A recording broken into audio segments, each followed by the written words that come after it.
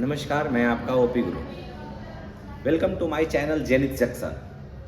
आज हम लोग लेकर के आए हैं 2025 के विद्यार्थियों के लिए फिजिक्स का आज 12वां चैप्टर का ऑब्जेक्टिव PYQ के साथ, और शानदार 27 क्वेश्चन होने वाला है जो हमारे इस 2025 में ये वाला चैप्टर आपको इंपॉर्टेंट होने वाला होगा। क्या है कि परमाणु एवं नाभिक। बिना देर किए हुए हम लोग क्वेश्चन को आगे बढ़ाते हैं। चलिए स्टार्ट करते हैं। ये रहा पहला क्वेश्चन। प्रत्येक गेस पेपर और प्रत्येक क्वेश्चन बैंक में ये वाला क्वेश्चन होने वाला है। देखिए क्या है पहला क्वेश्चन कि रेडियो सक्रिय पदार्थ का अर्ध आयु है।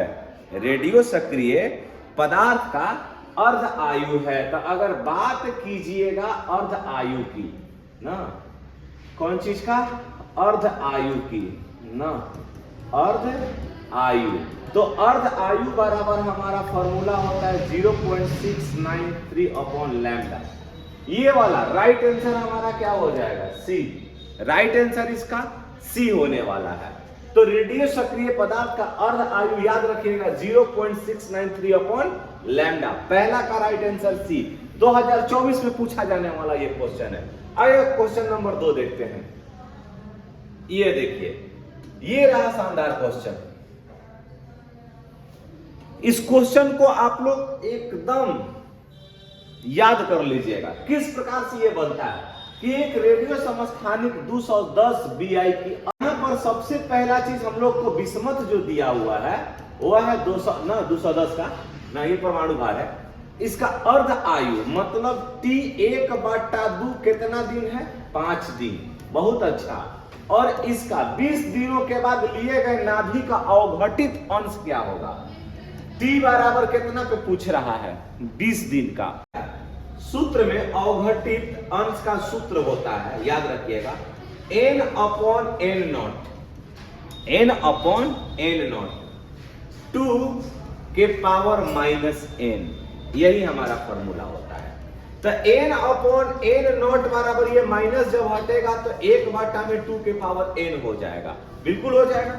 अब कुछ भी नहीं, यहां देखिएगा, तो n अपॉन n नॉट बराबर 1/2 के पावर जब n हो गया, अब हमको इस n का जगह पर वैल्यू रखना है। तो n बराबर फॉर्मूला होता है क्या? ध्यान से देखिएगा, कुल समय विघटित ना नाभि के लिए, हाँ, नाभि का अवघटित अंश मतलब कि कुल समय T अपॉन अर्ध आयु काल ना। तो n बराबर जब मान यहां पर देखिएगा कि T का टोटल समय कितना दिया है? 20। आप बाटा में कितना हो जाएगा?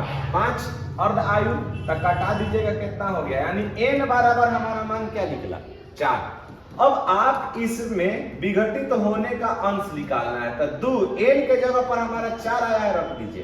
तो 2 के पावर 4 का मतलब क्या हुआ? 4 बार गुणा कीजिए। 2 दूनी के 4, 4 दूनी के 8, 8 दूनी के कितना हो गया? 16। राइट आंसर 1/16 ना, क्या हो जा रहा है? डी। राइट आंसर, दूसरा का राइट आंसर डी होगा। ये रहा आंसर। देख लीजिए किस प्रकार से बना हुआ है। अगला क्वेश्चन की ओर हम लोग बढ़ते हैं। 2023 में पूछा हुआ ये क्वेश्चन रहा। 2023 का पूछा हुआ ये क्वेश्चन है ना। कह रहा है कि नाभिकीय रिएक्टर में मंदक का क्या कार्य है? न्यूट्रॉन की गति को मंद करना, न्यूट्रॉन की गति को तीव्र करना, इलेक्ट्रॉन की गति को कम करना, इलेक्ट्रॉन की गति को तीव्र करना। राइट आंसर हमारा क्या हो जाएगा? ए, न्यूट्रॉन की गति का मंद करना। किसको? नाभिकीय रिएक्टर में मंदक का कार्य होता है। अगला क्वेश्चन की ओर हम लोग बढ़ते हैं। Question number 4। क्वेश्चन कि किसी परमाणु का नाभिक बना होता है। आप लोग समझिएगा कि किसी परमाणु के 3 मौलिक कण होते हैं। पेन याद रखिएगा, किसी भी परमाणु के 3 मौलिक कण होते हैं। प्रोटॉन, इलेक्ट्रॉन और न्यूट्रॉन। अब देखिएगा कि नाभिक में होता है न्यूट्रॉन और प्रोटॉन, अर्थात नगेंद्र प्रसाद, न्यूट्रॉन और प्रोटॉन। चक्कर लगाने का कार्य किसका होता है? इलेक्ट्रॉन का। तो क्वेश्चन कह रहा है कि परमाणु का नाभिक किससे बना होता है? तो परमाणु के नाभिक में कौन है? नगेंद्र प्रसाद, यानी न्यूट्रॉन और प्रोटॉन। राइट आंसर हमारा क्या हो जाएगा? डी। चौथा का राइट आंसर डी होगा। अगला क्वेश्चन की ओर हम लोग बढ़ते हैं। ये रहा क्वेश्चन।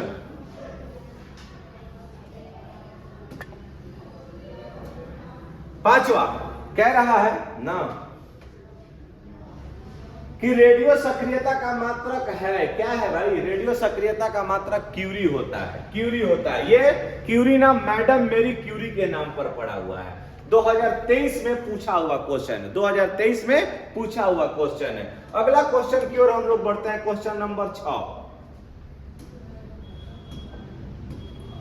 ये रहा कि हाइड्रोजन परमाणु में इलेक्ट्रॉन का न्यूनतम कोणीय संवेग होता है ना, कितना होता है? 8h अपॉन कितना?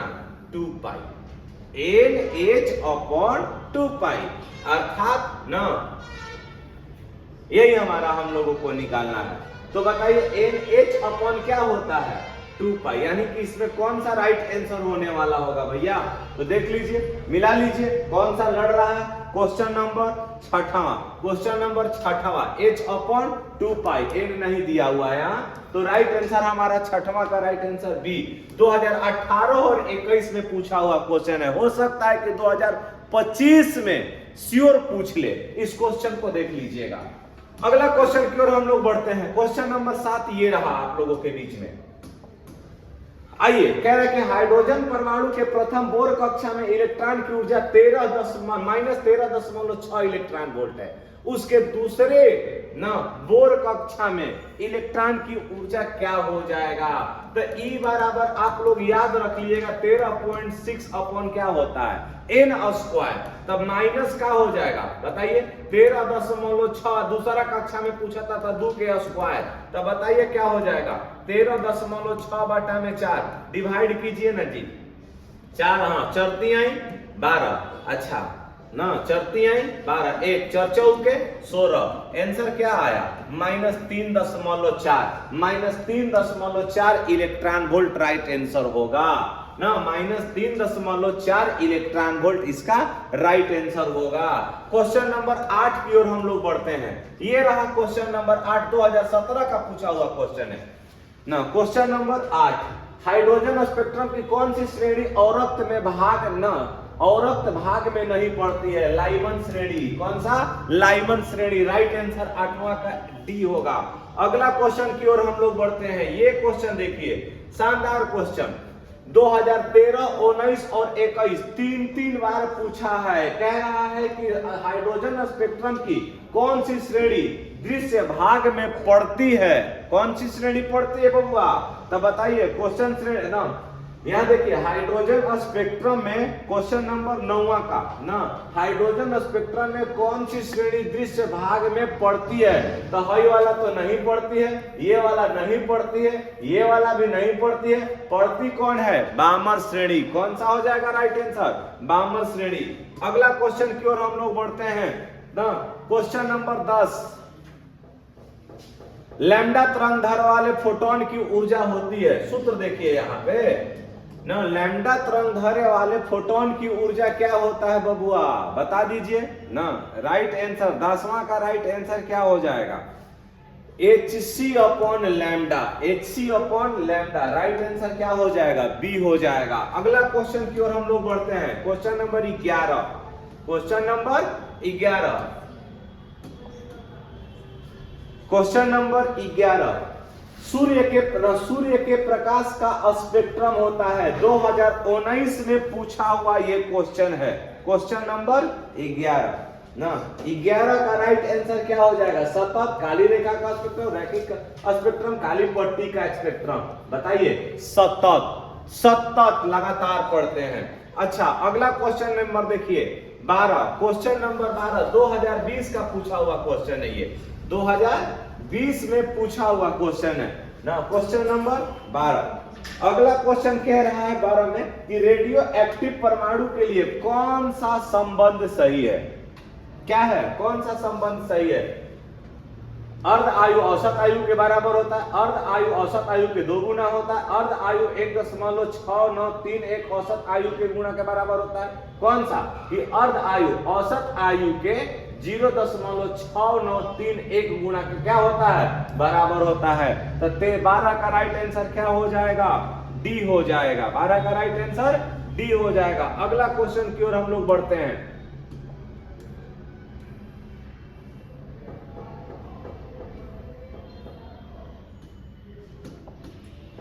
एक एएमयू बराबर होता है 1.6 गुणे 10 के पावर माइनस 27 केजी के। 1.6 गुणे 10 के पावर माइनस 27 केजी के बराबर होता है। ये परमाणु द्रव्यमान के बराबर होता है। अगला क्वेश्चन की ओर हम लोग देखते हैं। क्वेश्चन नंबर 14 का बी 14 क्वेश्चन 2020 में पूछा हुआ क्वेश्चन है। नाभिक का घनत्व लगभग होता है। क्वेश्चन नंबर 14 ना राइट आंसर क्या होने वाला होगा? नाभिक का घनत्व लगभग होता है कितना? 2.29 गुणे 10 के पावर 17 केजी प्रति मीटर क्यूब। अगला क्वेश्चन की ओर हम लोग बढ़ते हैं। क्वेश्चन नंबर 15 तेजी से चलने वाली बीटा किरणें है। बताइए तेजी से चलने वाला बीटा किरणें कौन सी है भाई? तेजी से चलने वाला बीटा किरणें, तेजी से चलने वाला बीटा किरणें कौन है? फोटोन। कौन है? फोटोन। राइट आंसर हमारा फोटोन होगा। अगला क्वेश्चन की ओर हम लोग देखेंगे ना। क्वेश्चन नंबर 16 कितना टाइम हो रहा है जी?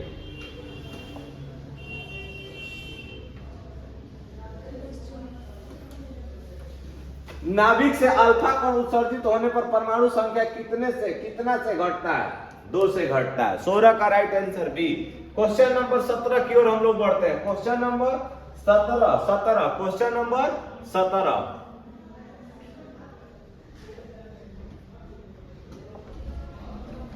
कह रहा कि कैथोड किरणें होती है 2020 और 24 में होता है। तो कैथोड किरण को ऋणावेशित किरण भी बोलते हैं, ऋण किरण भी बोलते हैं। और उसी से बना था इलेक्ट्रॉन, जिसको जे टॉमसन ने ना विद्युत विसर्ग नली में दर्शाया था। जो नीली किरणें होती है, कौन सी किरणें होती है? नीली किरणें। राइट आंसर हमारा क्या हो जाएगा? इलेक्ट्रॉन। 17 का राइट आंसर इलेक्ट्रॉन ए। अगला क्वेश्चन यहां पर देखिए। क्वेश्चन नंबर 18 क्वेश्चन नंबर 18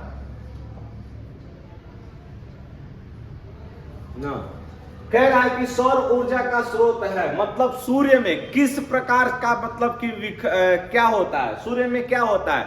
नाभिकीय संलयन होता है। क्या होता है? नाभिकीय संलयन होता है। तो राइट आंसर हमारा सी हो जाएगा। क्या हो जाएगा? सी नाभिकीय संलयन। अगला क्वेश्चन देखिएगा 19 नंबर कि 6 गुणांक का एसआई मात्रा पूछ लिया था। क्वेश्चन नंबर 19 अब यहां पर देखिए 6 गुणांक का एसआई मात्रक क्या होता है? 6 गुणांक का एसआई मात्रक क्या होता है? हर्ट्ज होता है। क्या होता है?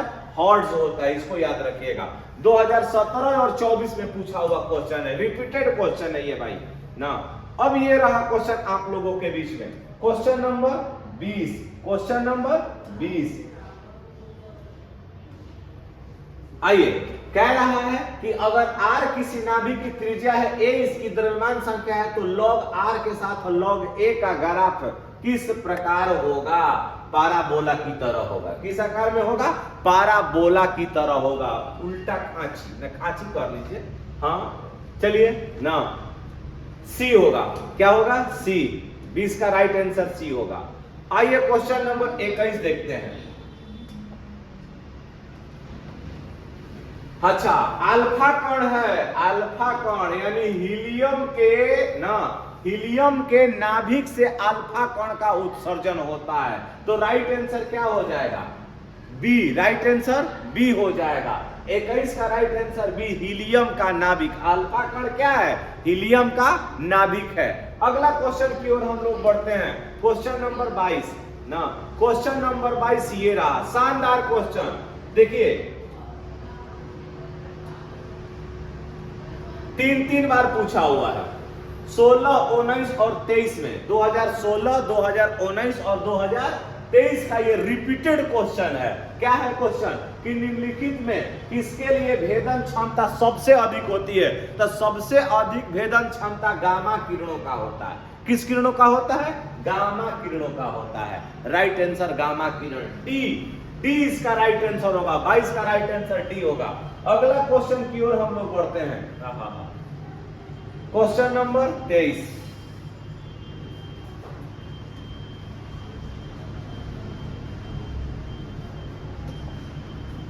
देखिए कह रहा है कि निम्नलिखित में मूल कण नहीं है। कौन मूल कण नहीं है?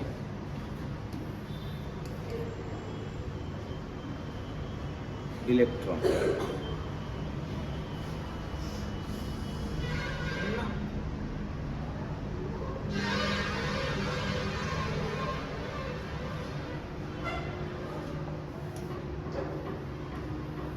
Question number 24। क्या करते हो?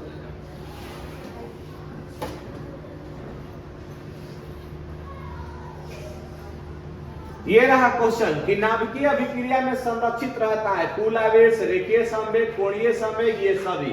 राइट आंसर होगा ये डी, सब कुछ संरक्षित रहता है। आवेश, रेखीय संवेग और कोणीय संवेग सब कुछ 2018 का पूछा हुआ क्वेश्चन है। हो सकता है कि आपको 2025 में ये क्वेश्चन पुनः आपसे पूछेगा।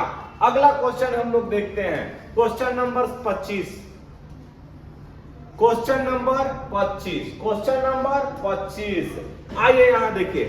कह रहा है कि जितने समय में किसी रेडियो एक्टिव पदार्थ की राशि अपने प्रारंभिक परिमाण की आधी हो जाती है तो उसे क्या कहते हैं? कह रहा है क्वेश्चन कि जितने समय में किसी रेडियो सक्रिय पदार्थ की राशि अपने प्रारंभिक परिमाण की क्या हो जाती है? आधी हो जाती है, उसे हम लोग क्या कहते हैं? तो अर्ध आयु कहते हैं। क्या कहते हैं? अर्ध आयु कहते हैं। तो 25 का राइट आंसर क्या हो जाएगा बबुआ?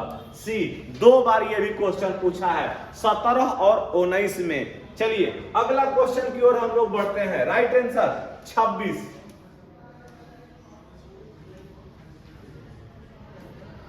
क्वेश्चन नंबर 26 देखिएगा। 26 कह रहा है कि अर्ध आयु काल T 1/2 है, 6 नियतांक में संबंध होता है। तो अर्ध आयु काल 1/2 बराबर क्या हो जाएगा? 0.6931 अपॉन कितना? लैम्डा। राइट आंसर क्या हो जाएगा? ए। राइट आंसर ए हो जाएगा। बार बार क्वेश्चन यही चल रहा है। 26 का राइट आंसर ए हो जाएगा। लास्ट क्वेश्चन कह रहा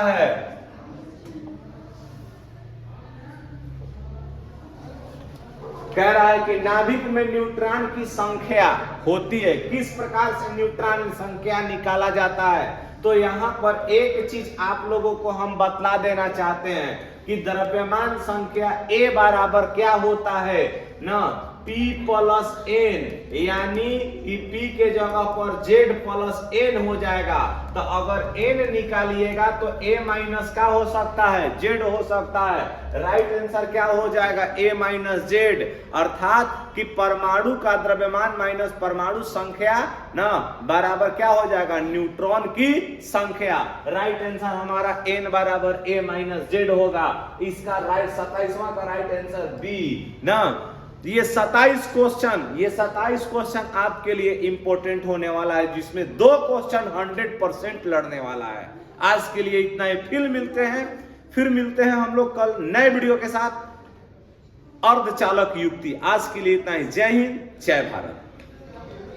अच्छा लगेगा तो हमारे चैनल को सब्सक्राइब जरूर कीजिएगा। यदि आप इस चैनल पर नए हैं तो लाइक और सब्सक्राइब जरूर करें। जय हिंद, जय भारत।